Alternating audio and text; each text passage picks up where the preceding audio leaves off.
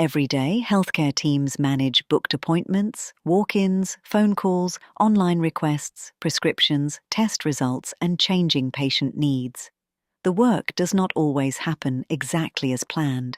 Staff may be away, demand may increase, technology may slow down, or an urgent patient may arrive when everyone is already busy, yet most of the time, care still goes well. That is because people notice problems, adjust priorities, help each other, and find practical ways to keep care moving.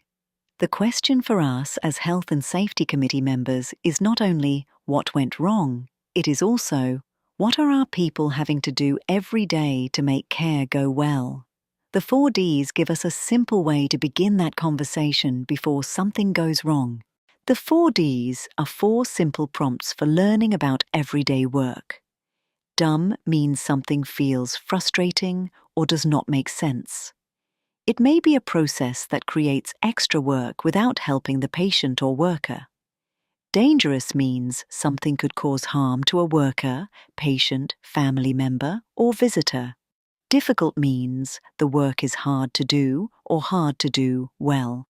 It may depend on extra effort, memory, experience, or a workaround. Different means something has changed or is not what people normally expect. The exact category is not important. One issue may be dumb, difficult, and dangerous at the same time.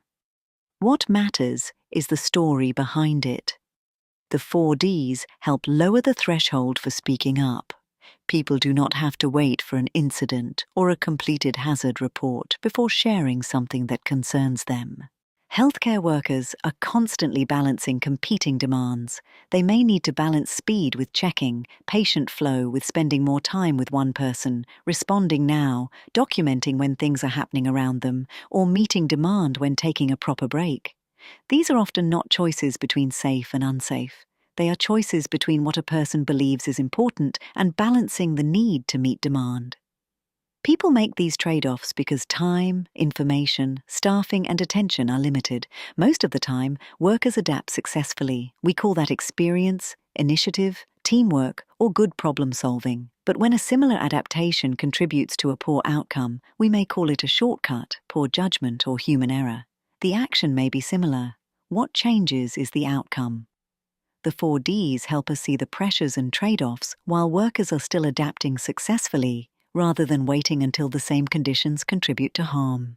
Imagine a busy Monday morning during winter. 2 team members are away, the clinic is managing booked appointments, urgent walk-ins, phone calls, prescription requests, and online consultations. A walk-in patient arrives feeling unwell and short of breath. Their arrival is entered into the system, but the urgency is not immediately clear to the clinical team. The triage nurse is already helping another patient. The waiting room is full, a GP is running behind, and other patients and family members are becoming frustrated. The receptionist notices that the patient looks worse and interrupts the nurse. The nurse changes priorities, assesses the patient, and gets medical help. The patient receives care. Nothing bad happens. We could call this adaptive success. The team noticed, communicated, and changed the plan. But what if the receptionist had been answering the phone and did not see the patient deteriorate? The conditions would be almost the same, but the outcome and the story told afterward could be very different.